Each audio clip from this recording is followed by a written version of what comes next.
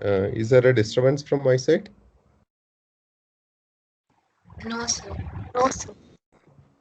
Okay, okay. But when your voice is coming back to me, there is a disturbance actually. Uh, Hope I think until unless my side it's coming correct, it's fine. There is a disturbance from my side. You please let me know if voice is breaking or something like that. So today let us start the fifth chapter, that is link layer. I hope this material also is there in the resources. So, chapter 3 we have completed yesterday. I think Vishwa sir has left a couple of small topics here and there. I think sir will finish it tomorrow, I guess. That's what sir told me. So, let us continue with chapter 5, where data link layer is the next topic. Okay, next layer. So, we started our discussion from application layer, then we came to transport layer, then we did discussion on network layer, and now it is network data link layer, or in short, link layer. Okay, so link layer, there are four functions basically. There are four functions basically. First one is error detection and correction. Error detection and correction. Okay, in the scope of layer 2. Then second one, sharing a broadcast channel uh, provides multiple access. Sharing a broadcast channel and multiple access, like how a hub is working or how a switch is working, how multiple devices you can deliver data at the same time, or same data how you can deliver to multiple. That is a point there. Then link layer addressing. Link layer addressing is nothing but media access control addressing, MAC address we have seen. Okay, that hexadecimal 48-byte hexadecimal number, that is link layer address. Then finally it is handling local area networks, that is Ethernet, VLANs, etc. VLANs is virtual local area network. That is you are grouping a network into smaller network based on their location, or what do you say, the access. Okay, access in the sense the testing team I can group as a one. I can make them as a group. The development team I can make them as a group. Say under development I can make AUMS team as one group. I can make say alumni software development team as another group. Likewise, in a company, you may have 1,000 projects like that. So they can have 1,000 such groups. Earlier, olden days, what they used to do is they used to make 1,000 different networks in order to cater their privacy and other requirements. But now it is possible to have uh, each port you can group into different VLANs. That means in a switch, there are 24 ports. I can group them into some as per my requirement. Maybe if I need one group with 3 computers, I can make them as a VLAN. So that's the idea. So we'll discuss that in detail later in the forthcoming sessions. Then uh, instantiation, implementation of various link layer technologies. So that is the last part of this unit. So anyway, let us start our discussion. So introduction and services.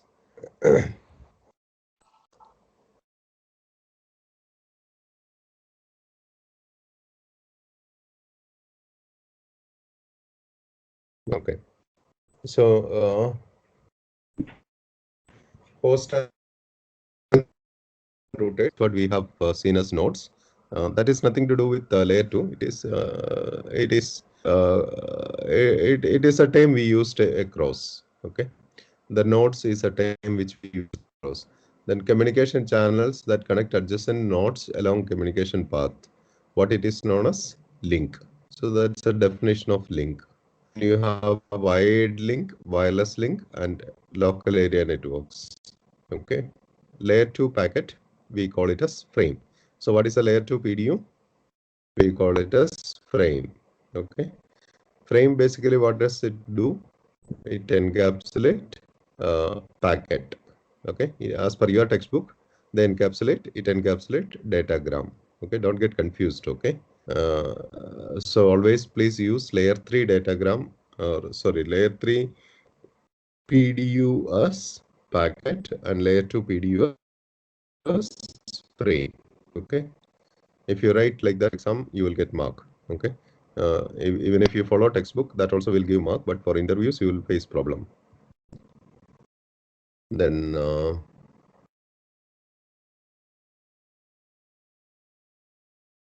so here is one sample example what they have given. Let us not see the right side one. We'll look at the left side one. Datagram transferred by different link protocols offer over different links. Ethernet on first link, frame relay on intermediate link, 802.11 on last link. Did you understand something? Each link protocols provides different services. Example, may or may not provide RDT over link. Is that point clear? Okay, I'll ask somebody. I think Priya is most wantedly to answer. Priya? Yes, sir. Can you explain the first point, what you understood?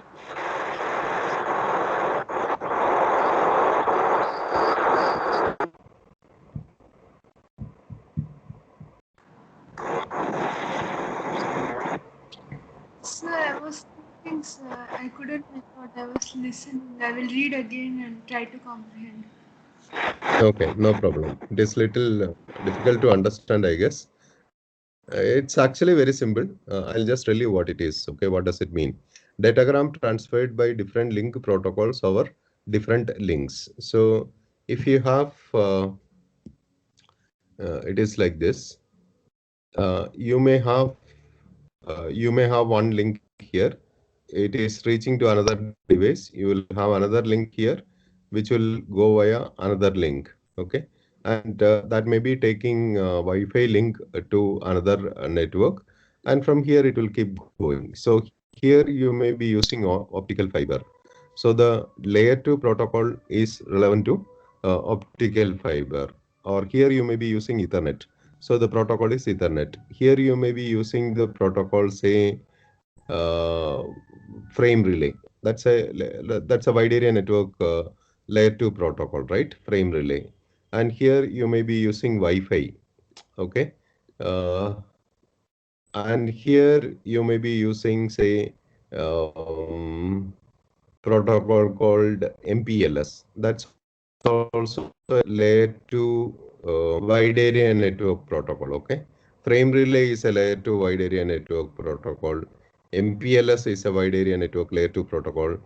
Then you have HDLC is another HDLC. Okay. HDLC. HDLC is a wide area network layer 2 protocol. So you have many such protocols, and something like Wi-Fi or Ethernet. These all are protocols you would have come across in LAN. So from a source to destination, it may cross many links and it may be using many protocols.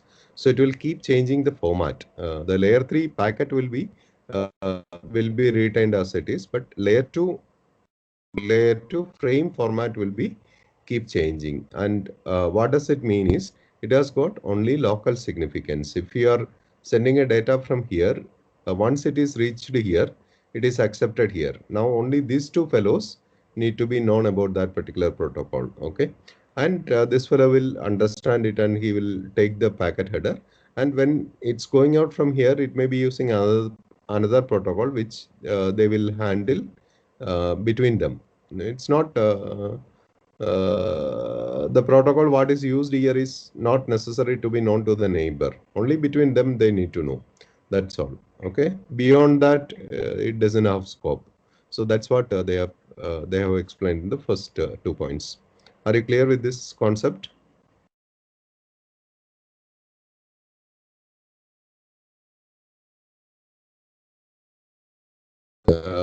See, always use this trick when interviewers, when they ask questions, you take a paper and draw a picture and explain. Okay, that is always shows their confidence on the subject. Okay, better to always take a paper and explain.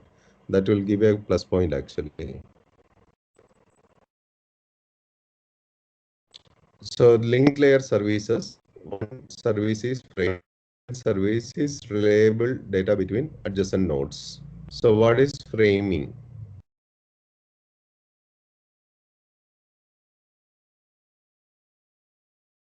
Frame adding header. So header and trailer. So in packet and TCP or UDP, we have seen only header is been added, trailer were not added. So here that is one difference. It is adding both header and trailer.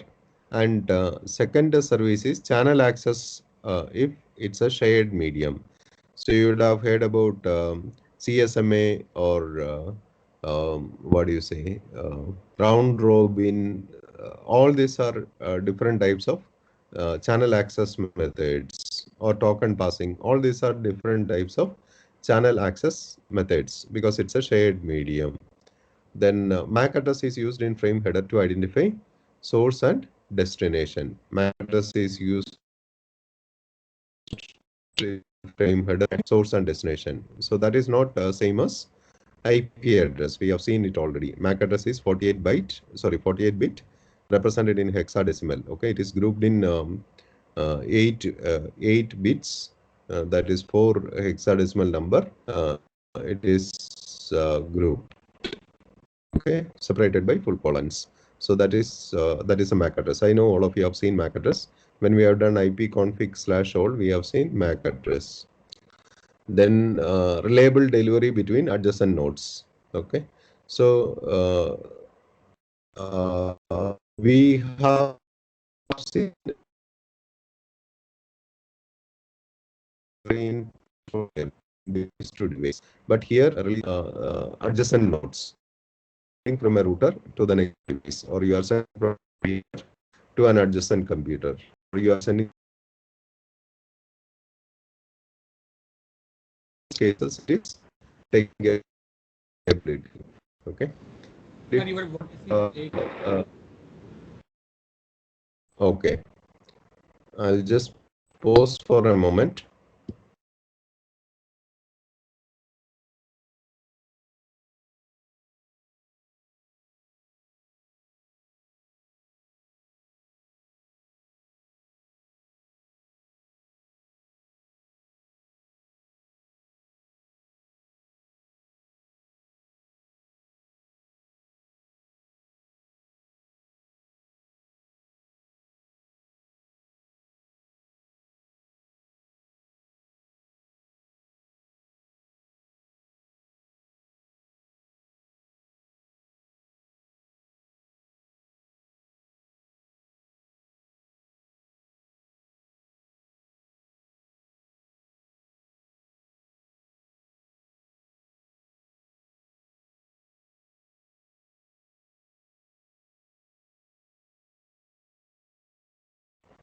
Guys, is it better now?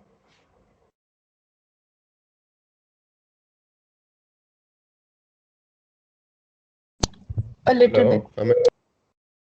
Okay, okay. If again it's disturbing you, just let me know, guys. Um,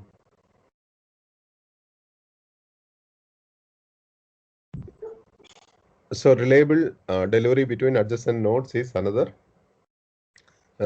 key function of link layer service. Okay, so this is delivering between two adjacent nodes. So it is not reliability is not ensured by means of acknowledgement, etc. It has got a different method to do that. We will see that also a bit later, because the logic is very simple. You will dedicate the medium only for this communication. That is how it is ensuring reliability. There is no big deal in that actually. Okay. Now, other link layer services. So you may have to see it one by one.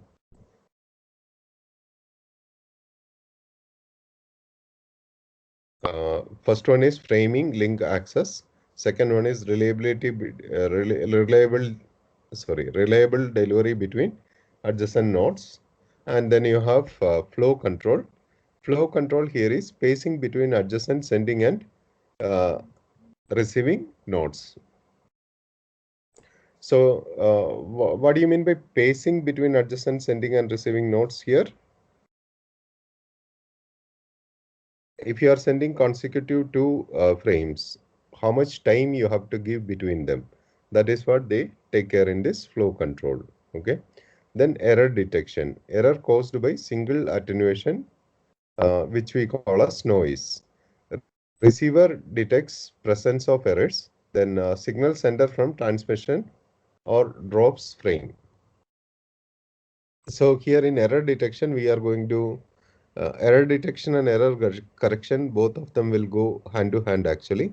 So here what it basically does is in both of them, there is some frame check sequence kind of error checking bits will be added to the frame as a trailer.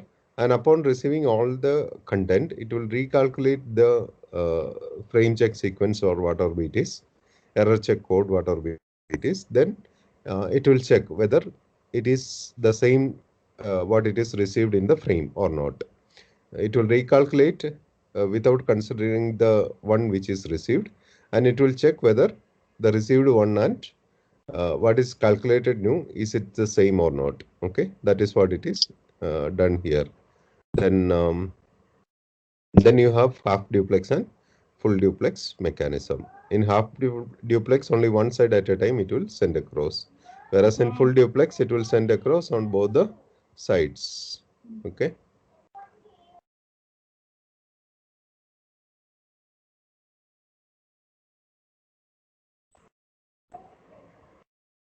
Okay. So where the link layer is implemented or where you can find it. Okay. So this is your pictorial representation. You have your computer, and in your computer you may have wireless card installed. You are able to see my mouse pointer? No. Okay. You may have your Wi-Fi card installed in your computer. If your laptop, this will be inbuilt Wi-Fi card, or you may have a wired LAN card installed. Wired LAN card or wireless LAN card, one of that will be there in your computer. Okay. And uh, in this device is what your data link layer is present basically. Okay. So this device itself has got a small processor inbuilt in it. It has got a small buffer memory inbuilt in it. Okay. So that is why this diagram is represented like this. Okay. uh, then network interface card, I think I have explained all this, right? So you will be connecting this NICC card into the network medium, either through Wi-Fi or through wired, through cables. Okay. So this device has got a control layer and physical layer basically. Okay.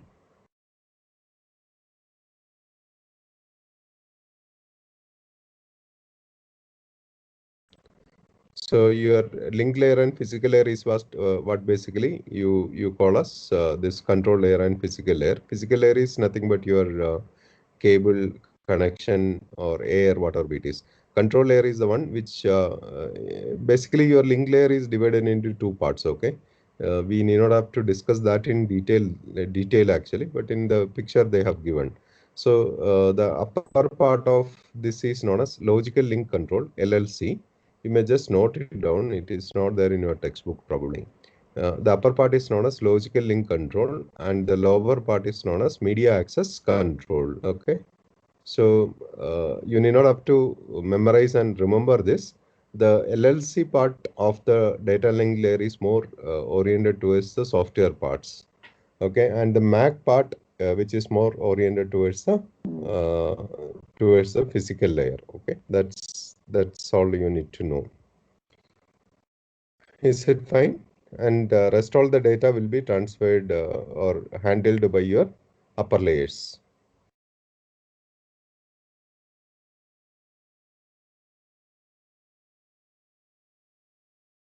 Now, how the communication is taking place. Okay. Your frame will be transmitted from the sender to the receiver. The sending side, it will be encapsulating a datagram. Datagram is nothing but packet. packet into frame, adds error checking bits, RDT, flow control, etc. That is all layer 2 information will be added. Okay. Then at the receiving side, it will look for errors, RDT, flow control, all those things, and then extract the packet and provides to the network layer. There is nothing big here. So let us discuss this topic also, 5.2. That is error detection and correction. Error detection and correction.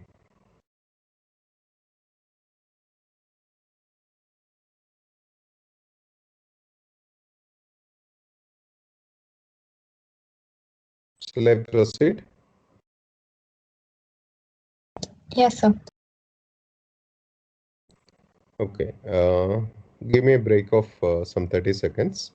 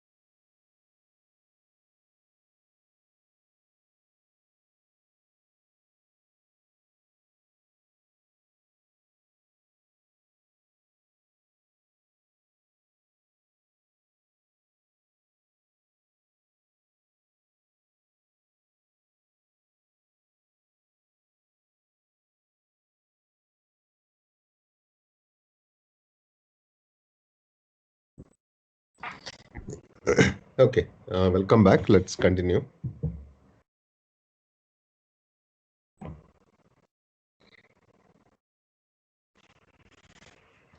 Okay, one short form, let us see at the beginning itself.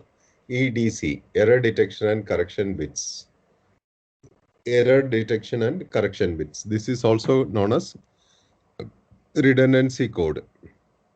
Okay, just remember this.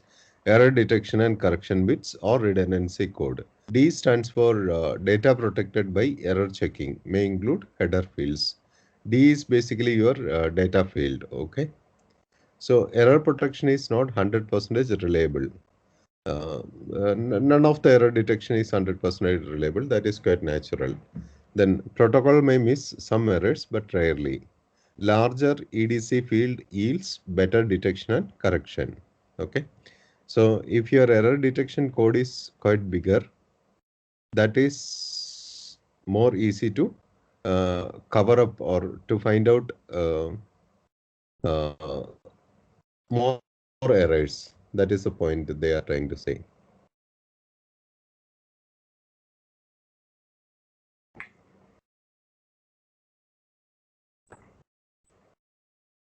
Okay, so let us see this diagram. Your datagram, that is nothing but your packet.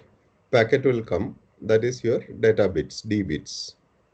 Okay, D bits, your data bits. And to that, they will be attaching the error detection and correction bits, error detection code or error detection and correction code. Now, this will be going through a cable or going through a medium where it may be corrupted. Okay, then at the receiving side, you will be receiving D dash. Data may got corrupted. Sometimes it will be D as it is. Sometimes it will be D dash. So anyway, as a general thing, we will take it as D dash. Similarly, error detection code what was sent across also may get corrupted. That is why it is EDC dash is mentioned here.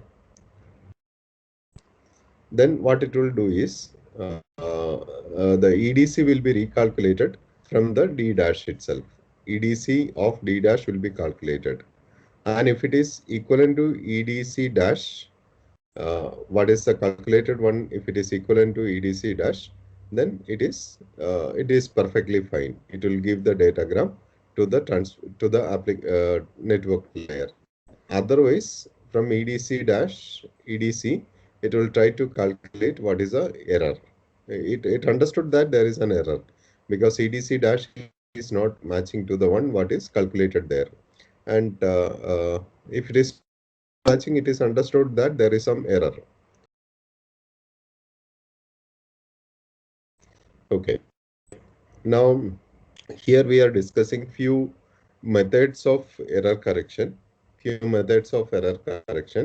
One of this is single parity error checking. Okay, single parity error checking. This is very easy. You can understand it in one look itself. You have a look here. You see only this part. Okay, only the left side one. Don't see the right side one. You will get confused now. Let me explain this. So if you count here number of ones, how many ones are there? You just sit and count and tell me.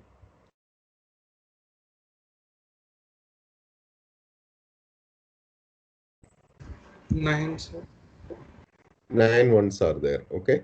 So if you're following odd parity, there is one bit which is of parity bit. It is known as parity bit. If there is odd number of ones, the last one also will be last one will be 0. Okay, that means when you count all together, including parity bit, when you count, it should be odd. That is what we call as odd parity. Now suppose I'm following even parity. Okay, I'm following even parity. I want to follow even parity. Okay, now the parity bit would have been 1.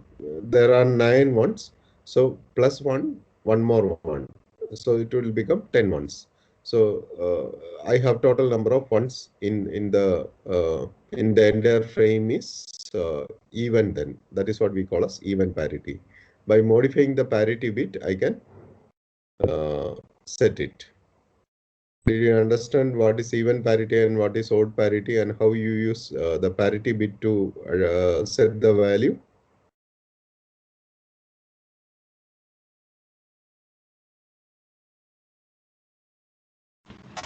Yes. Okay. Okay. Now the problem here is if 2 bits got interchanged, say 1 0 became 1, 1 1 became 0. So now your parity calculation will go for a toss. So that is a failure in this parity checking case. If one bit is if 2 bits have changed, then you don't have any option. But again, if only one bit is changed, you can identify that there is a problem. But you cannot identify where is the problem and which bit has changed to 0 or which bit has flipped. You cannot calculate.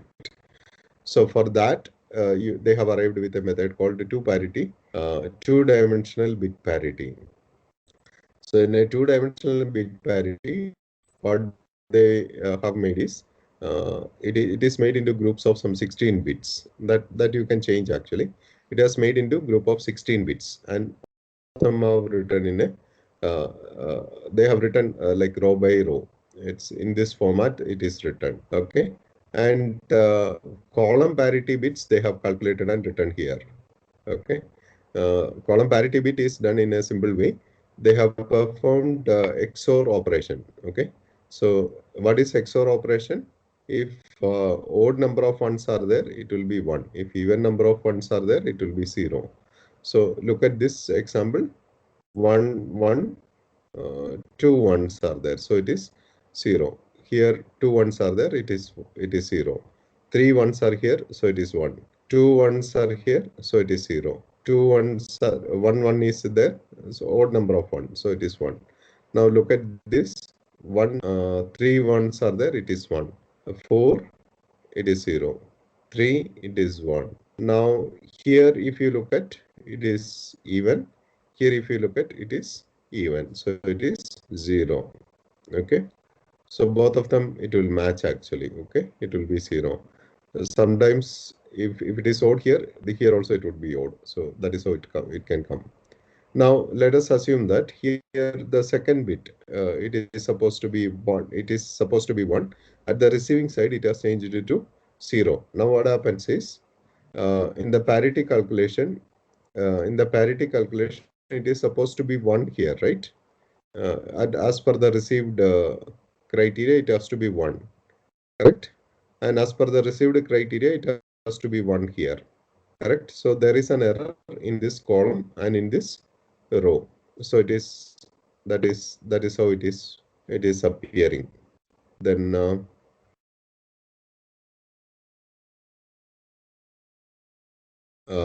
there is obviously a change happened here also, right?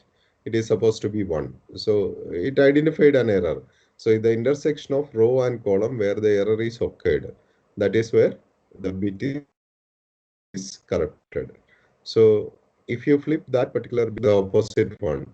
If it is 0, what received, you change it to 1. If it is 1 you received, and you change it to 0. In that case, it will come correct.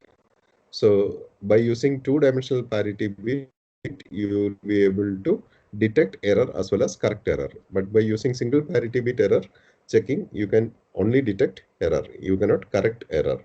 That is the difference. Can you all go through this thoroughly? If you want to make a note, you may please make it.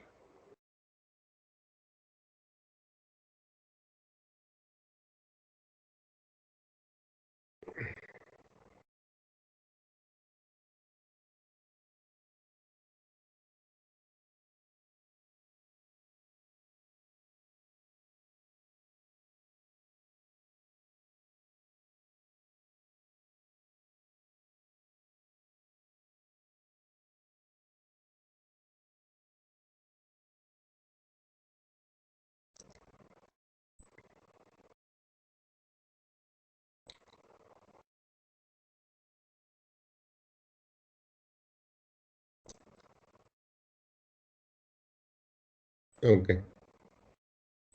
Then there is one more method which we'll study in the coming slides. So what is internet checksum one review? So detect errors or flipped bits transmitted packet, not used at transport layer only. So this is with respect to layer 4, what we have studied actually. Okay. Treat segment contents as sequence bit of 16-bit integers. Then treat segment contents as sequence of 16-bit integers. We were grouping UDP packet or TCP packet. Packet I means the segment TCP or UDP content into 16-bit groups, 16-bit integers. Then you will be adding addition of segment contents, that is one's complement of sum you will be calculating. Did we discuss this actually? The checksum calculation of UDP. We performed addition of 16-bit integers groups. We made into 16-bit groups and then added up all of them, then found out the ones complement, then that became the checksum. Do you remember that? Or Yes. and whatever we calculated, we had put into UDP checksum field. So if the checksum field is same, then it is error detected. No error detected. If it is a different, then it is error detected. So here we have one more very strong method called cyclic redundancy check. The one we have seen so far is single parity bit and double parity, two-dimensional parity, and we have got cyclic redundancy check also. So this is little more what do you say, sophisticated method in order to find out errors and all. So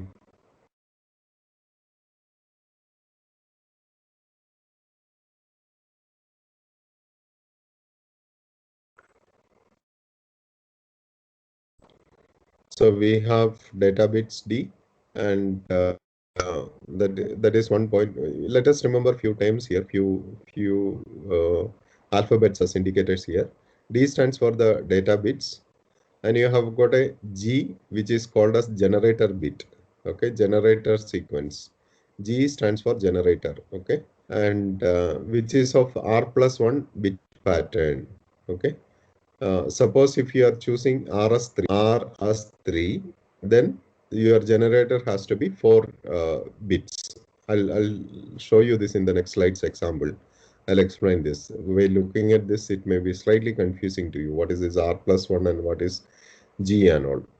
R you can decide by yourself. If it is 3-bit you want, you can go for 3-bit. If you want 4-bit, you can go for 4. But your G will become 5. Then what you are achieving by all this? By choosing RCRC bit, RCRC bits. So R will be your bit sequence. Okay, such that you will be attaching R to the capital R to the D. That is why they have mentioned in the next line D. That's why this is mentioned D comma R. D comma R. It's a combination of D and R is exactly going to be divisible by G. That is what the logic here. And at the receiver side, if DR is not divisible by G, that means there is some remainder occurred.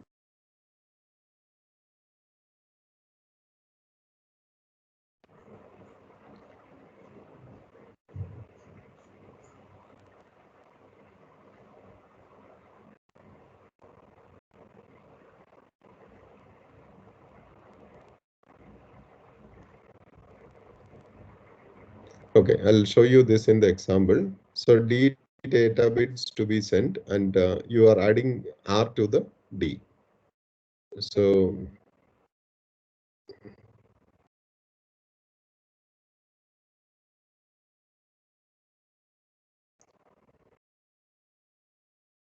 the mathematical representation of this is D dot D into 2 raised to R into XOR. Okay. So let's see how this is calculated. This is what we would require now. You look at the right side calculation part. Okay. So here the R bit, it has been chosen as 3. 3 as the R bit, it is chosen. The one which is highlighted here. Okay. 1 0 1 1 1 0. This is your actual data bit. This is your data bit. And R bits I have chosen as 3, right? So I have added 3 zeros here. Is this point clear now? Okay. R bit is 0 0 0 I have added. Okay. So now G bit is the one which you have to choose next. If I have chosen 3 bits in the R, now G bit I have to use as 4 bits. That is why I have chosen 1 0 0 1. You can use any combination, doesn't matter. Okay. Now what is the next step? Next step is I have to divide this whole number by G. Okay. So 1 0 0, it occurs only once, right? I'll take till here, 4 digits I'll take. So one time it will occur. So 1 0 0 1 I'll put. Now I am doing XOR. It's not direct minusing. Okay, it is XOR. So I'll be putting 1 0 1 0. Okay. 1 0 will be the remainder. Now the next number I'll be putting here 1. Okay.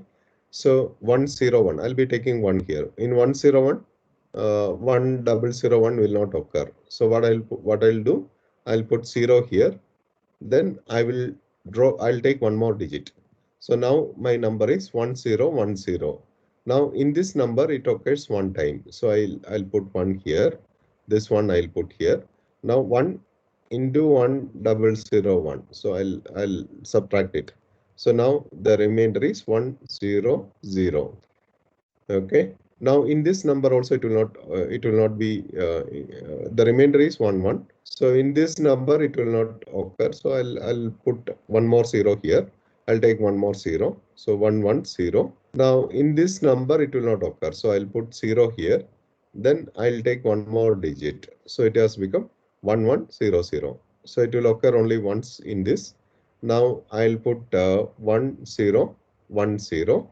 The remainder is 1 0 1. So I'll take one more 0. Now 1 0 0 1. So if I subtract it, I'll be getting the result as 0 1 1. So that is the end of it, right? So now what I'll do is um, Now what I'll do is I'll take this number and I'll replace these 3 digits. Okay. So 0, 1, 1, I'll put it here. Okay. So my now my data bit what I'm going to send is going to be 1 0 1 1 1 0 and then followed by the remainder 0 0 1 1. So this is the number I am going to send, and I will send the generator also to my to the other side. In the other side, what that fellow will do is he will divide D with your generator. So it has to get a 0 remainder there. Okay, it has to get a 0 remainder there. That is what been explained mathematical here. You try to understand it now. I'll wait for a few minutes.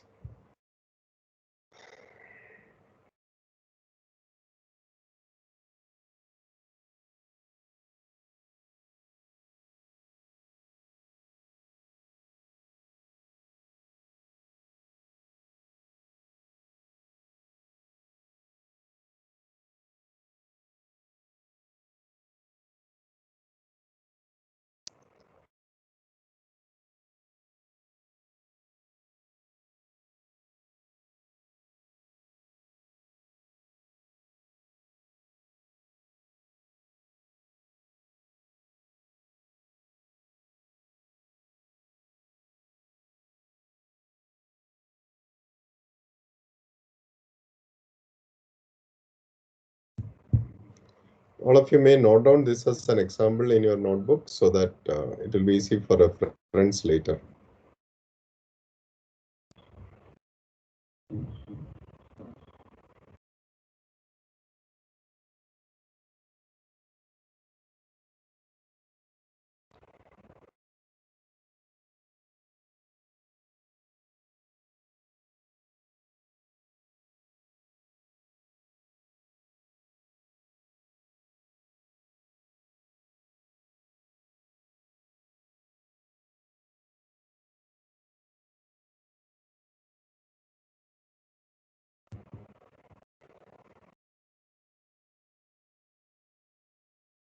Okay, hope it is clear to all of you now.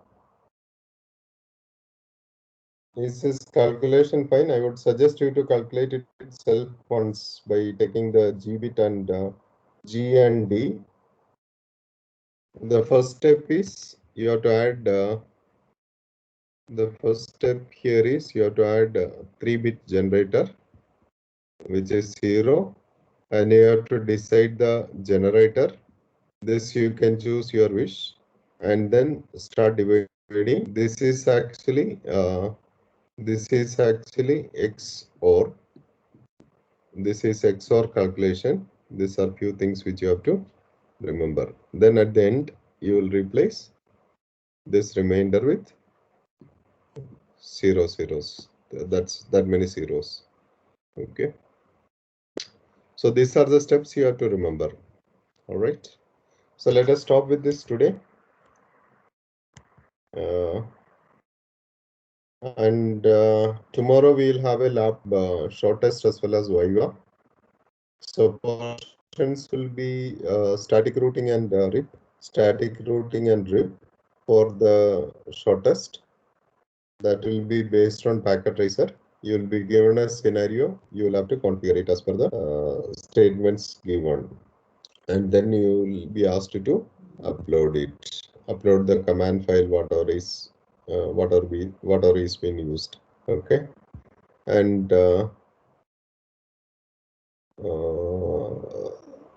for lab Qs, lab Viva, it will be based on network layer. Okay, since you have studied recently, it wouldn't be a trouble, I guess. Okay.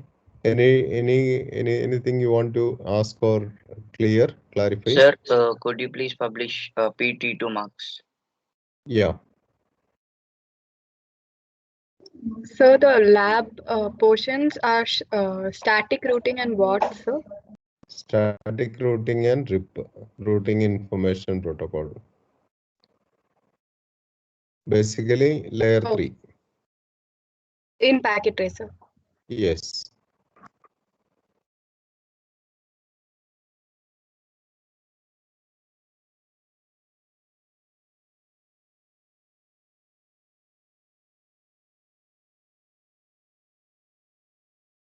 Okay. Okay. Okay, then thank you. Let's wind up today's session. See you tomorrow.